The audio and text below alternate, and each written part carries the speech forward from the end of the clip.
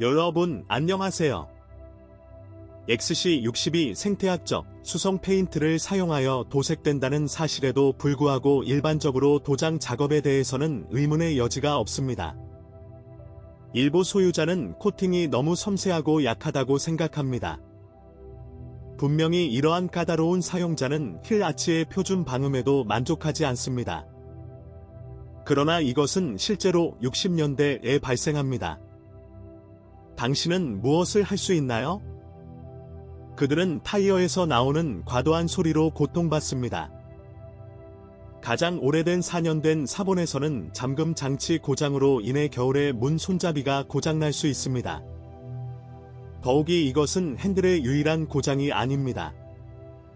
전자 장치로 채워져 있으며 메카트로닉스 장치의 기본 부식으로 인해 이상하게 작동하고 결함이 발생할 수 있습니다. 일반적으로 XC60은 능동 및 수동 안전 시스템부터 모든 종류의 서보, 전자장치, 릴레이 및 마이크로 회로에 이르기까지 지붕을 통해 전자장치로 가득 차 있습니다. 그리고 이 모든 전자장치는 시간이 지남에 따라 이상해지기 시작합니다. 때로는 터무니없는 지점에 도달하기도 합니다. 겨울에는 원격으로 엔진 시동을 걸면 열선 시트, 앞, 뒤 창문, 미러, 스티어링 휠이 자동으로 켜집니다.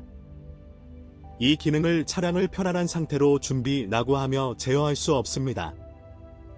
좌석의 건조 정도만 미리 조정할 수 있습니다.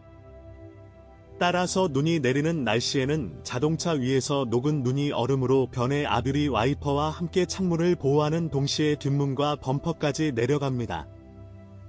그러므로 눈이 녹아 고체로 변하기 전에 밖으로 나가서 눈을 치워야 합니다. 다시 말하지만 극심한 추위에서는 5번째 문 잠금 장치가 완전히 닫히지 않습니다. 손으로 눌러야 합니다. 그러나 따뜻해지면 결함이 사라집니다. 소리가 드물지 않은 스웨덴 자동차의 경우 조금 이상합니다. 그러나 엔진은 계절별 온도 변화를 겪지 않습니다. XC60에는 드라이브이 시리즈에서 자체 설계한 249, T5 및 320, T6 용량의 가솔린 2리터 4초가 장착되어 있습니다. 실제로 이것은 전자 제어 장치의 부스트 및 펌웨어 수준이 다양한 경우에만 터보 차징 및 직접 연료 분사 기능을 갖춘 동일한 엔진입니다. 터빈 외에도 더 강력한 터빈에는 크랭크샤프트로 구동되는 구동 과급기도 장착되어 있습니다.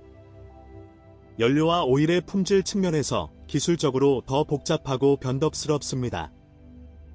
또한 두 엔진 모두 유로 6 환경 표준을 준수합니다. 엔진에는 가스 분배 메커니즘을 위한 벨트 구동 장치가 있으며 벨트 자원은 최대 24만 km입니다. 현대 내연기관에 있어 매우 존경받는 시기입니다. 엔진에는 더 이상 선천적인 문제가 없습니다. 그러나 첫 번째 자동차에는 터빈에 문제가 있었습니다. 그러나 보증에 따라 신속하게 교체되었으며 터보차저를 업그레이드한 후에는 더 이상 결함이 나타나지 않습니다. 그러나 약 15만 킬로미터를 주행하면서 터빈 파이프가 파열되는 사례가 발생했습니다.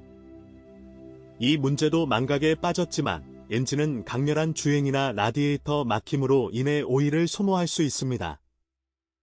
이것을 기억하고 정기적으로 라디에이터를 청소하는 것이 좋습니다. 일반적으로 이 시리즈의 엔진 오일의 점도 지수는 0W20입니다. 장치의 안정적인 작동을 위해서는 이 권장 사항을 준수하는 것이 좋습니다. 더 진한 오일을 사용하면 밸브 코킹이 발생하여 터보차저 수명이 단축될 수 있습니다. 또한 정비사는 스파크 플러그 교체와 함께 6만 킬로미터마다 분사 노즐을 세척할 것을 권장합니다.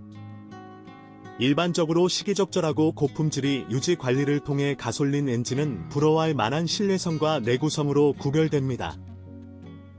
그러나 60초의 가장 일반적인 엔진은 디젤입니다.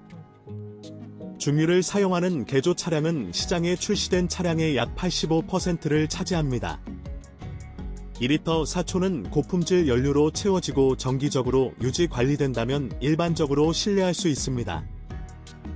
가장 일반적인 문제 중 하나는 인터쿨러로 가는 공기 파이프가 파열되는 것입니다.